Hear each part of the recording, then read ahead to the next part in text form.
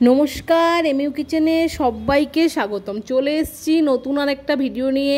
আজ আপনাদের বানিয়ে দেখাবো আম তেলের আচার। দেখুন, প্রথমে আমি কাঁচা আম নিয়ে নিয়েছি, এরপর ভালো মতো ধুয়ে একটা গামলায় আমি নিয়ে নেব। এই দেখুন, আমি আমগুলো ধুয়ে নিয়েছি, ভালো করে ধুয়ে নেওয়ার পর একটা গামলায় রেখেছি। আবার আমি ঝুড়িটার মধ্যে ঢেলে নিয়েছি আমগুলো।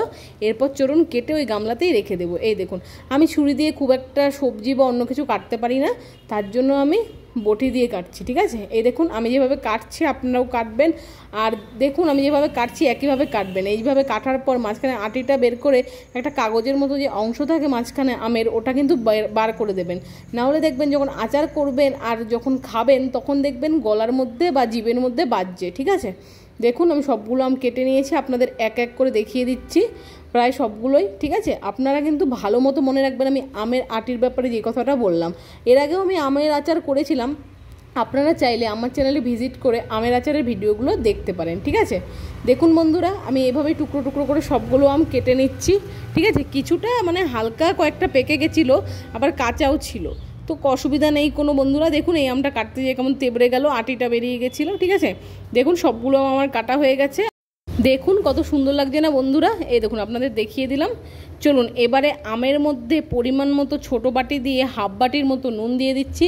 আর হ্যাঁ, যদি নুন বেশিও হয় আচারে তাতে কোনো সমস্যা নেই, যত নুন বেশি দেবেন আচার তত ভালো থাকবে আর খেতেও ভালো হবে। ঠিক আছে, দেখুন আমি নুনটা দিয়ে দিয়েছি। এরপর বড় চামচ দিয়ে আমি হলুদ দিয়ে দিলাম 2 চামচ। ঠিক আছে, এরপর আমি লঙ্কার গুঁড়ো দিয়ে দিলাম, দেখুন 1 চামচ দিলাম, আর অল্প দিলাম। ঠিক আছে, 1.5 চামচের মতো। এরপর দেখুন সব কিছু আপনাদের ভালো মতো আমি দেখিয়ে দিচ্ছি, কত সুন্দর লাগছে না। আমি তো ভয়েস ওভার দিচ্ছি, আমার প্রচণ্ড লোভনীয় লাগছে। এই মানে এভাবে মাখলেও তো টেস্ট লাগে, হলুদটা স্কিপ করে, তাই না? সব কিছু আমি মিশিয়ে নিচ্ছি ভালো মতো। দেখুন ঝাঁকিয়ে ঝাঁকিয়ে, আপনারা চাইলে হাতে গ্লাভস পরেও মেখে নিতে পারেন, যেহেতু লঙ্কার গুঁড়ো আছে তার জন্য হাতটা জ্বলতে পারে। ঠিক আছে, দেখুন বন্ধুরা, এরপর আমি ঢেকে রেখে দেবো, পরের দিন সকালে রোদ দেবো। এভাবে করলেও কোনো সমস্যা নেই, আপনারা চাইলে দুপুরবেলা কেটে ডাইরেক্ট রোদ দিতে পারেন, কোনো সমস্যা নেই। দেখুন আমি ঝুড়ি দিয়ে তার উপর থালা দিয়ে ঢাকা দিয়েছি যাতে বাতাসটা ঢোকে আর ওপরে কিছু না পড়ে। দেখুন পরের দিন সকালে আমি খুলে নিচ্ছি, এরপর আমি মানে ঢাকাটা খুলে নিলাম। এরপর আমি এক এক করে সবগুলো আম থালার মধ্যে নামিয়ে নেব। আর হ্যাঁ বন্ধুরা, দেখবেন নামানোর পর আমি আপনাদের দেখাচ্ছি কত সুন্দর লাগছে না দেখতে, কত সুন্দর সব কিছু মাখা হয়ে গেছে, আর একটুও কিন্তু কোনো রকম নষ্ট হয়নি। ঠিক আছে, দেখুন আমি সব কিছু বের করে, আর দেখুন নুনের জলটা ছেড়ে দিয়েছি, আপনাদের দেখিয়ে দিচ্ছি। আমি এর আগেও শর্ট ভিডিওতে শেয়ার করেছিলাম আমের জলটা কতটা ছেড়ে গিয়েছিল আম থেকে। দেখুন যে মানে জলটা বেরোনোর পর একটুখানি মশলাগুলো হালকা হালকা চলে গিয়েছিল জলের মধ্যে, তার জন্য আমি আরেকটু মশলা দিয়ে যেই থালাটা কম ছিল তার মধ্যে মিশিয়ে নিয়েছি। ঠিক আছে, এই দেখুন রোদটা আপনাদের দেখিয়ে দিচ্ছি। এরপর আমি প্রথম দিন রোদ দিয়ে দিলাম, এই দেখুন কত সুন্দর লাগছে না দেখতে।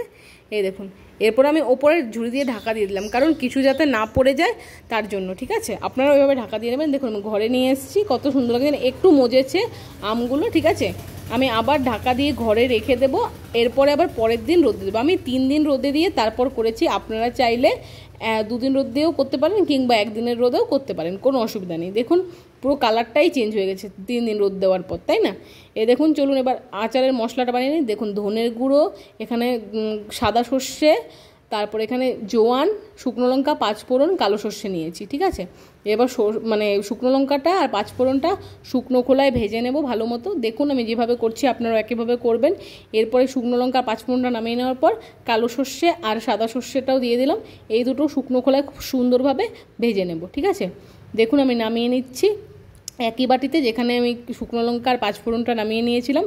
ঠিক আছে, এরপরে আমি যে জোয়ানটা রেখেছিলাম, জোয়ানটাও আমি শুকনো খোলায়, মানে সবগুলো মশলা খুব সুন্দরভাবে শুকনো খোলায় একদম কড়কড়া করে ভেজে নেবেন যাতে আচারটা ভালো হয়। নামিয়ে নিয়েছি।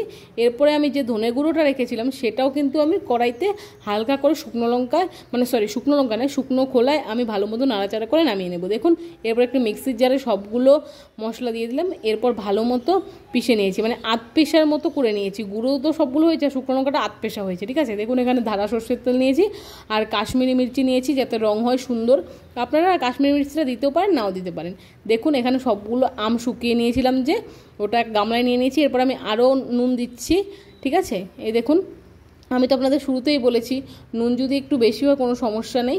এখানে দিয়েছি দেখুন কাশ্মীরি লঙ্কার গুঁড়ো, আর এখানে যে কুটে রাখা মশলাটা সেটাও আমি দিলাম, আর এখানে দিচ্ছি আমি সর্ষের তেল। দেখুন আমি নিয়েছি ধারা সর্ষের তেল, আপনাদের দেখিয়ে দিলাম ভালো মতো।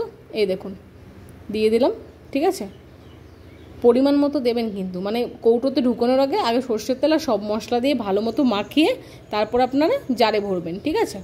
দেখুন আমি মিশিয়ে নিয়েছি, কত সুন্দর লাগছে না দেখতে। আচারটা এত লোভনীয় হয়েছে বন্ধুরা, খেতেও কিন্তু দুর্দান্ত হয়েছে। আমি যদিও খাইনি, আমার দাদা খেয়ে বলেছে যে খুব সুন্দর হয়েছে খেতে, ঠিক আছে। দেখুন এরপরে আমি একটা জারে ভরে নেব। দেখুন আমি একটা জার কিনে নিয়ে এসেছি দোকান থেকে, আপনারা চাইলে কাচের কৌটোটাও রাখতে পারেন, ঠিক আছে। দেখুন আমি ঢুকিয়ে নিচ্ছি ভালো মতো। দেখুন সবগুলো আম মশলা সহ আমি কৌটোয় ঢুকিয়ে দিয়ে এরপর পরিমাণ মতো তেল দিয়ে দিচ্ছি, আপনাদের দেখাচ্ছি একদম খুব সুন্দরভাবে বন্ধুরা। এরপর আমি রোদ্রে দিয়ে দেবো, তারপর ঘরে নিয়ে নেবো। আমার ভিডিও যদি আপনাদের ভালো লাগে অবশ্যই লাইক কমেন্ট শেয়ার সাবস্ক্রাইব করতে ভুলবেন না, এভাবেই আমার পাশে থাকবেন। আর হ্যাঁ বন্ধুরা, আরও যদি আপনারা আচারের ভিডিও দেখতে চান আমার চ্যানেলে ভিজিট করে দেখতে পারেন। আর ভিডিওটা ভালো লাগলে অবশ্যই শেয়ার করবেন বেশি বেশি করে। ধন্যবাদ, আসছি।